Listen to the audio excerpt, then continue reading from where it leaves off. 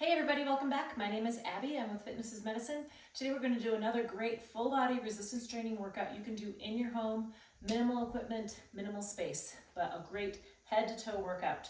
What we're going to need today is one tube set up about chest height, kind of a harder resistance level, one weight and a chair, a lighter set of dumbbells for a shoulder exercise, and that is all we're going to need for today. So remember to come into these workouts warmed up and ready to move.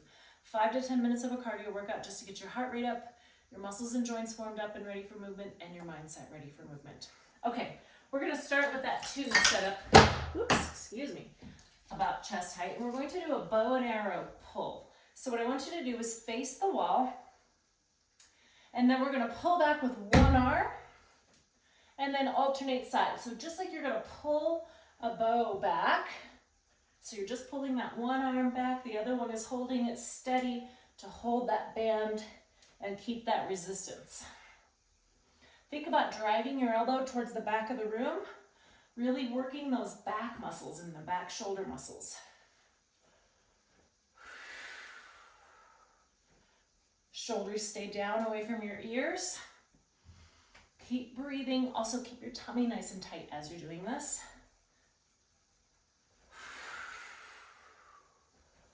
8, 2 more, 9, last one on each side here, and 10, good. All right, next we're going to do sit to stand, as you may have guessed with having a chair here, and I just want you to take the weight on either end. You can hold a kettlebell, you can hold a medicine ball, or just a dumbbell, anything that you have, unless of course you need your hands to assist you in standing up. But let's do 10. We're just gonna do normal, up and down. And I want you to sit all the way down. It's the best way to mimic having to get up out of a chair and initiate that strength. Sometimes we just do almost sit to stand. There's a lot of different ways to do these, but the basic sit to stand, getting all the way down into that chair and then pulling yourself up, really mimics that exercise we have to do multiple times throughout the day, right? Getting up from the table, getting out of your recliner, getting out of the car, those types of things. Got to keep those leg muscles strong. Now, I've talked about this before, but think about, sometimes I see clients bringing their feet way out here and then really working hard to get out there, right? So if you think about, you want your feet closer to your center of gravity, right? Then it's easier to just stand up and transfer your weight to those feet. If they're way out here and you're trying to move your weight from all the way back here, all the way up there, that's much harder. One more. And rest, good. I'll get my weight out of my way here. And my chair. Now I've got another set of dumbbells here that we are going to do rear delt raises. Now what I want you to do is turn your hands like this. So it's like your pinkies are going to be raising, just like this. Now this isn't going to be as large a range of motion as like a lateral raise. This is what this is, but there are 3 heads to your deltoid. Your anterior, your middle, and your rear. So posterior. So we're doing posterior delt raises here. So let's just do them in a good base of support. Turn those thumbs in and you're gonna lift out to the side like this. Now it's not a large range of motion,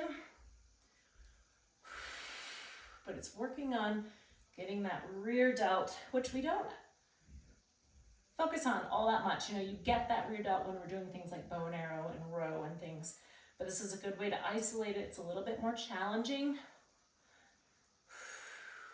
8, keep those shoulders down. 9 and 10.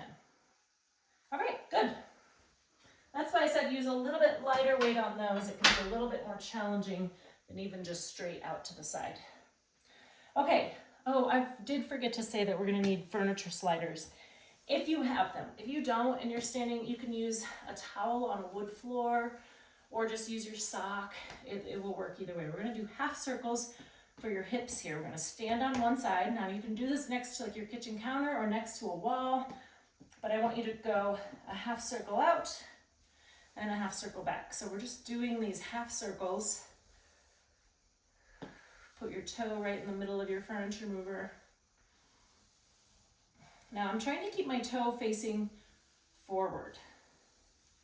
So thinking about keeping your laces forward.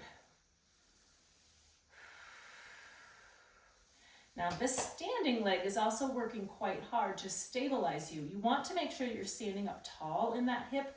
It's sometimes easy to kind of slouch over to the side, and then you're not going to be able to have that range of motion with that moving side.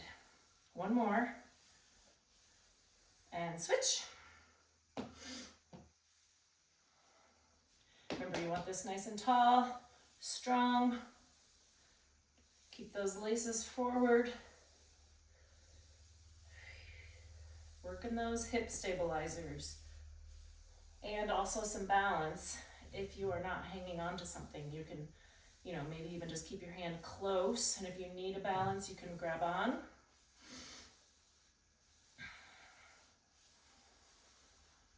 Shoulders down, breathing. As always, tummy engaged. One more. Around and back. Good. Okay, next we're going to do some stabilizers and some working for your shins and your calves and all those muscles in your feet. I want to do heel walks and then toe walks. So I want you to pull up your toes as high as you can, but still stand tall. So don't pull up your heels and then kind of walk like this. I want you to walk tall. Really pull those toes up. We're going to walk across your room on your heels. And then we're going to turn around and walk as tall as you can on your tiptoes back. Working those feet, toes, calf muscles, your shin muscles, all of those muscles that are so important for balance. This really engages all of those muscles. You have to really walk as high as you can. You want those heels up off the ground as high as you can, like you're trying to see over someone as you're walking in a crowd here. Okay, good.